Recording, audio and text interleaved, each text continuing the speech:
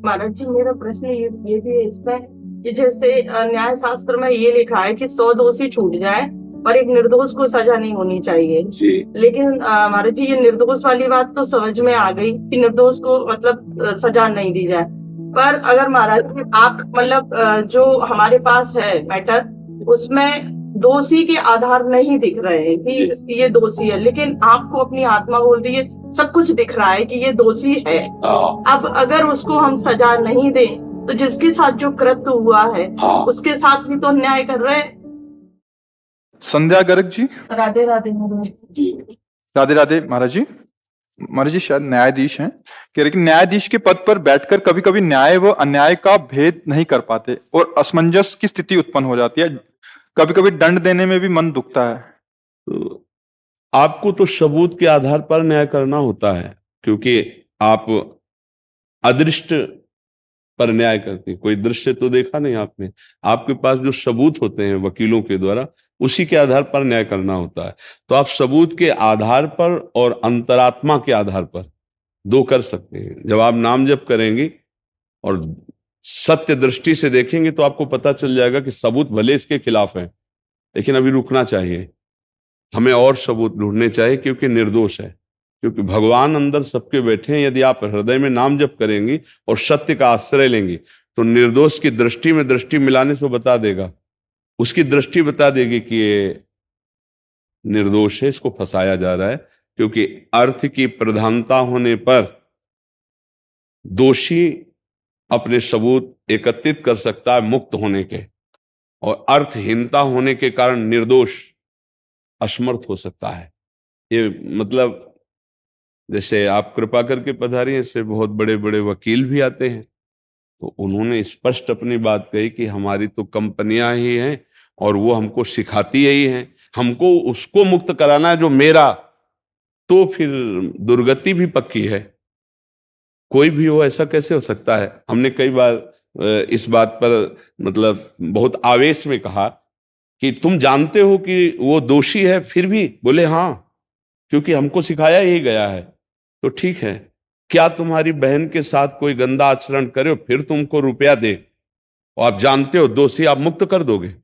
नहीं। तो दूसरी की बहन के साथ हुआ तो फिर आप पढ़ाई लिखाई करके क्या जान पाए? क्या आपकी वकालत काम में आएगी कि दूसरे की बेटी के साथ गलत हुआ और वो तुम्हें पैसा दे दो, तुम उसे छुड़वा दो? तो ऐसे लोगों को पैसे के बल से नहीं, ऐसे को कानून के बल से रौंदा जाए, जिससे उनके विचार शुद्ध हो, जिनसे उनके आचरण शुद्ध हो। ये बात समझनी। अब आपकी भारी समस्या ये है कि आपको सबूत दिए जा रहे हैं कि ये निर्दोष है और वो दोषी है। तो यदि आप सबूत के आधार पर दंड देते हैं तो आप निर्दोष हैं, क्योंकि आपने देखा नहीं है। आपको जो सबूत पेश किए जाएंगे उसी के आधार पर। अब इतनी सिद्ध तो है नहीं कि सबूत को हटा करके हम अपनी अध्यात्म दृष्टि से देखें। अब वो दृष्टि के लिए तो बहुत भजन की, तो आप आधार पा रहे हैं सबूत का। अब उसमें बस आपको भय और प्रलोभन से नहीं बिकना है, क्योंकि आज अर्थ प्रधान समय है। अगर आपके पास अर्थ पहुंच गया और जानते हुए भी आप न्याय गलत किए, तो वो अर्थ आपके परिवार को दुख पहुंचाएगा, आपको अशांति पैदा करेगा, आपकी अंत बिगड़ जाएगी। अंत बिगड़ गया तो फाइनल बिगड़ गया तो सब बिगड़ गया। इसलिए कृपा करके अर्थ की प्रधानता और भय की प्रधानता हृदय में न रखते हुए न्याय कीजिएगा। भय की प्रधानता कोई किसी भी तरह से आपको धमकी दे सकता है, आपको ऐसा करना है। तो अगर आप भगवान को मानती हैं, सत्य को मानती है, तो पक्का समझ लीजिए, अगर हमारे प्रभु हैं और हम सत्य में चल रहे हैं तो हमारा बाल बांका कोई नहीं कर सकता। ये पक्का समझ लीजिए। अच्छा, शरीर की मृत्यु एक बार होनी है, वो सबकी होनी है, वो निश्चित है, इससे डरना नहीं चाहिए। अमर नहीं हो जाओगे अधर्म करके। वो जो समय है, तिथि है, मिनट है, उसी में मरोगे। जैसे लिखा है वैसे ही मरोगे। हमको निर्भय रहना चाहिए। तो प्रलोभन और भय युक्त न्याय न दिया जाए। अगर सबूत के आधार पर आप विवश होकर न्याय देती है तो सर्वदृष्टा भगवान जान रहा है कि आपको ये करना ही पड़ेगा। सबूत है उनके पास, वो आपको लग रहा है क्यों निर्दोष है, पर आपको, आप भी तो बंधन में हैं, सबूत पेश है। महाराज जी, मेरा प्रश्न ये भी है इसमें कि जैसे न्याय शास्त्र में ये लिखा है कि 100 दोषी छूट जाए और एक निर्दोष को सजा नहीं होनी चाहिए। लेकिन महाराज जी, ये निर्दोष वाली बात तो समझ में आ गई कि निर्दोष को मतलब सजा नहीं दी जाए। पर अगर महाराज जी आप मतलब जो हमारे पास है मैटर, उसमें दोषी के आधार नहीं दिख रहे हैं कि ये दोषी है, लेकिन आपको अपनी आत्मा बोल रही है, सब कुछ दिख रहा है कि ये दोषी है। अब अगर उसको हम सजा नहीं दें तो जिसके साथ जो कृत्य हुआ है उसके साथ भी तो अन्याय कर रहे हैं। हाँ, तो अंतरात्मा जब कह रही है और आपको प्रमाण मिल रहा है कि आप प्रमाण नहीं मिलते हैं कई बार, तो फिर अब इसमें आप असमर्थ पाई जाएंगे ना, फिर आपकी बात कैसे माननी होगी? तब भी तो अन्याय ही हुआ ना। तो इसीलिए एक संत जज थे, वो जज का त्याग करके यही स्थिति आई थी। जब उन्होंने मृत्युदंड उसके लिए निश्चित किया निर्दोष को सबूत के आधार पर, तो उसने आंसू भर करके कहा कि आपने तो कर दिया है, पर मैं सच्ची कहता हूं, मैं निर्दोष हूं और गरीब हूं। तो वो हिल गए एकदम, मतलब आखिरकार हृदय तो सबके है। उन्होंने आंख मूंदी और कहा, अगर कोई परमात्मा है, ईश्वर है, वो सबसे बड़ा न्यायाधीश है, तो मेरे हृदय में कोई संकेत करो या प्रमाण करो। ये इसके आंसू कह रहे हैं कि निर्दोष है। मतलब रोता तो सब कोई है, ड्रामे में भी रोता है, ड्रामे में भी नहीं लोग रोते हैं, लेकिन तो पता चलता है ना ड्रामा, असलियत में जो बात होती है वो हृदय को हिला देती है।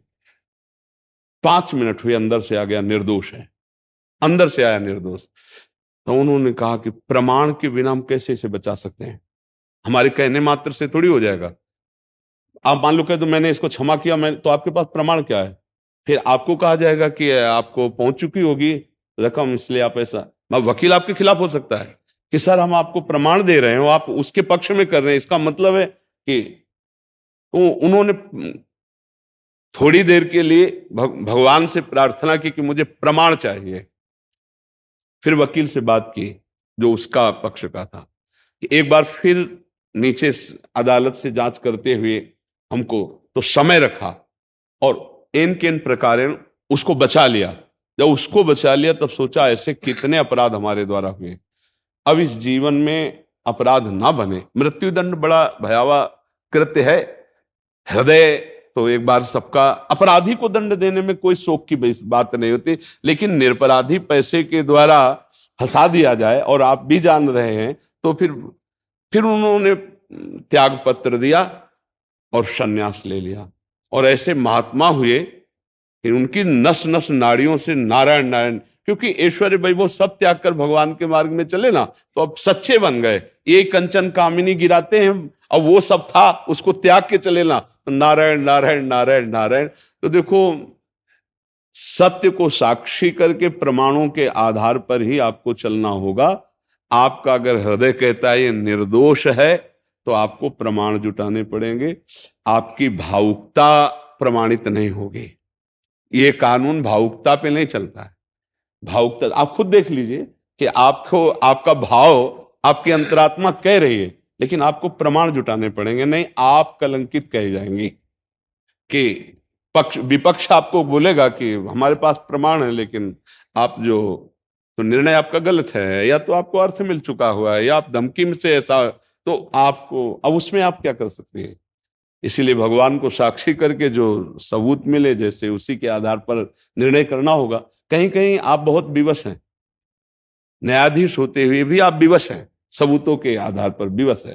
तो इसलिए मुझे लगता है कि भगवान तो देख ही रहे हैं आपके हृदय को कि आप छल कपट या अर्थ की आदि की कोई भावना नहीं, तो आप फंसेंगे नहीं, मतलब आप इस कर्म जाल में नहीं फंसेंगे। नाम जप कीजिए सबूत के आधार पर, जहां तक हो सके। आप बचाव पक्ष में लग रहा है निर्दोष है, तो उसका बचाव पक्ष कीजिए अपने अधिकार के अनुसार, फिर इसके बाद भगवान पर छोड़ दो। होई सोई जो राम रचि राखा, को करी तर्क बढ़ावे शाखा।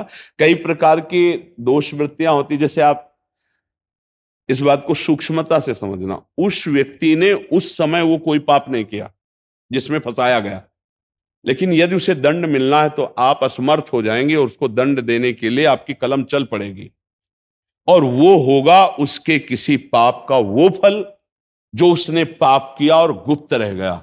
और यहां वो निर्दोष है, लेकिन वो गुप्त पाप उसको दंड दिला रहा। पक्का समझ लेना, बिना अपराध के दंड नहीं हो सकता।